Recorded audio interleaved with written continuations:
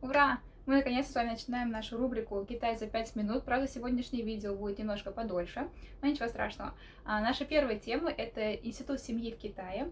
Вообще в Китае есть три ценности. Первая ценность– это семья, вторая– это здоровье, и третья– это деньги. Сегодня мы поговорим с вами про семью. И я хотела бы выделить несколько тенденций, которые я здесь увидела за 3 года жизни в Китае.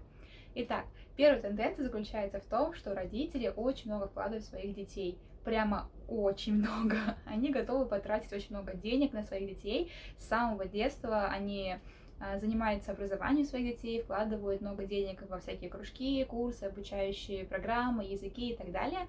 И когда ребенок подрастает, они отправляют его учиться в Америку, как правило, либо в Европу. Среднестатистический шанханец это люди, которые живут в Шанхае, примерно в возрасте 10-15 лет уезжает в Америку, учится там в средней школе, поступает в университет, а потом возвращается обратно в Китай.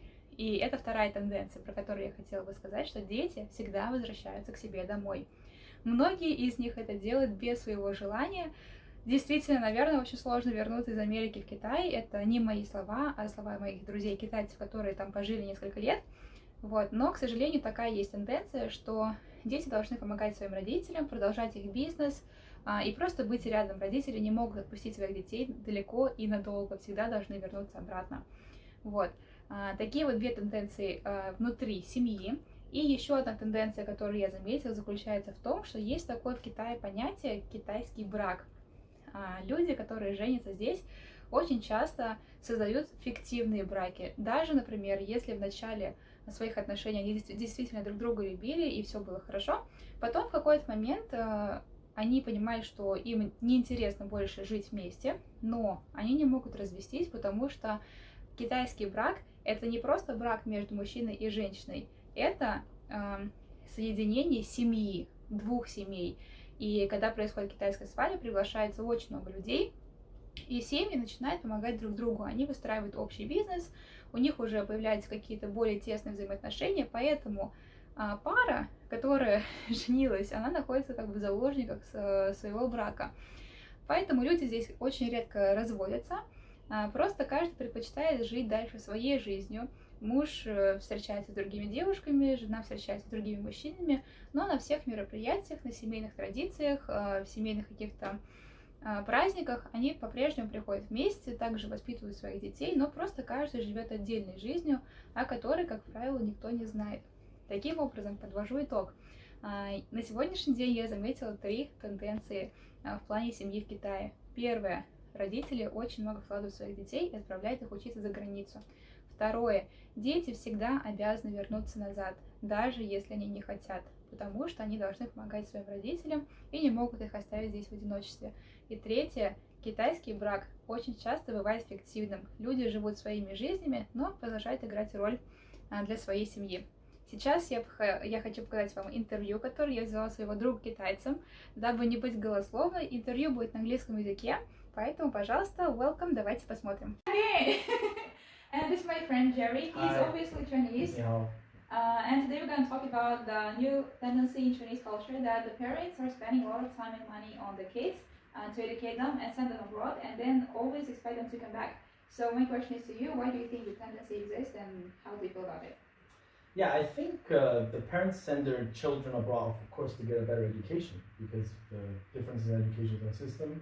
But for the kids to come back or not, it really depends on at what age do you leave China. So for me, I left when I was 14, 15. So I think I got more Western influence in my education, in my thinking, because you're not only learning in school, you're also developing as a young man. So.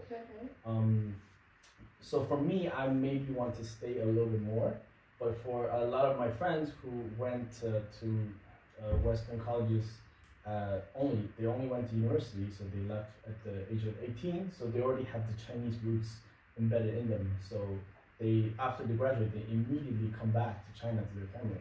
So I think it's the Chinese way to stay around your parents, and I think that's like the general thinking. Like even the children and the parents, they both think that's normal.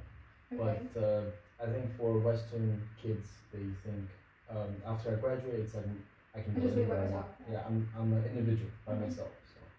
So can you say that in China it's more popular, like you are super connected with your family, and sometimes maybe the wishes of the parents are more important than the wishes of the kids, and they don't really care about like if you want to continue your life in the US or somewhere else. They still want you to come back, like to continue your business, as you mentioned before. Like maybe it doesn't really matter so much what does a kid want, because it's like pretty different for our culture, for example, or I think maybe your culture, because the kids and parents are like getting really separated after maybe age of 18, like 20, like you're graduated, you do your own stuff. Yeah, I don't care. They kick you out, right? Yeah. Basically. Here it's pretty different, I guess. So yeah, that's a good question. So I think in the Chinese parents' mindset, if your child is like 14, 18, or 16, basically they even think they're a little bit childish. Okay. So they don't really know what you want. So in order to protect and guarantee your children have a good life, they kind of make that decision for you.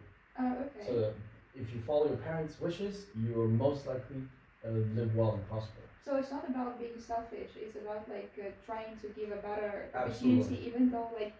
So it means like they kind of take responsibility for your life on themselves. Okay. To ensure you have a better life, because you could go out, you can pursue your dream and fail, because this society is a very crazy place, right? We all know. So, but to stay with the family, you can have all the family resources, all the family's help, and it's normal for the parents to pass on the wealth and the business and to your children. So, and most children do that. Some of my friends do that, but almost 99% of my friends don't like their parents' business. Okay. They think it's old, they think it's outdated, they think it's like lame or something like that. It's not as cool, but it guarantees a way of life. So they still like must continue, right? Yeah, I mean, for example, like I got called back. I already had a job in Houston, Texas, so I was happy. I was in a oil company, like doing good, and I got called back by my father because there's some business that he want me to be part of. It's very scary, but there's a lot of young kids abroad getting called back to get involved with family business, and they basically have to get involved like at 20, 24, 23.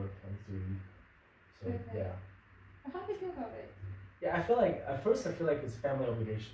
Okay. And then I start to do it, and then you start to like it, because it's like good work, and it's also very comfortable. Because if you go out to like a new company, which I did, it was very scary, and there's politics, and you never know like whose side you're on. So in your own family's company, there's no there is no like betrayal. Yeah, exactly. They trust you. For example, like my uncle is the finance VP, so he comes in the family. Okay. Yeah. Okay, cool. And one more question is about like Chinese marriage. So there is a popular thing that a Chinese marriage very often happens like the people are getting married, and then after a while like they understand maybe they don't like each other anymore, but they still like keep connected. But they have their own. These are very controversial questions. So what do you think? Is it really happening? And how is it happening? Because I have a friend like this. In our previous city, he's kinda doing some other Chinese? Yeah. Alright. So but they don't care, like for the family side they like go together like on family dinners like that, but like they both of them having some other kind of partners, and both of them are fine with that. Right. Do you think it's common in China, or it's just like a very specific couples doing that? I think it's very common. It's and it goes back to the same ideology, the family obligation. Okay. Because in the old days, like probably like a few hundred years ago, if a woman who's divorced is considered like not a good woman in the village, and everybody would look at her and be like, so it's kind of like a discrimination. So also like it's also in the culture, because when you marry the person, you kind of marry the family. So the family all get to know each other, they have a bond. So for the couple to make the decision of separation, it becomes very awkward. It's not just their personal stuff. It's not about them, right? It's about the whole family. Okay. And the third thing I would say is the children. If you're joining together, that's like another obligation to stay together. And after all that, your personal happiness, in our culture at least, it's like the lowest.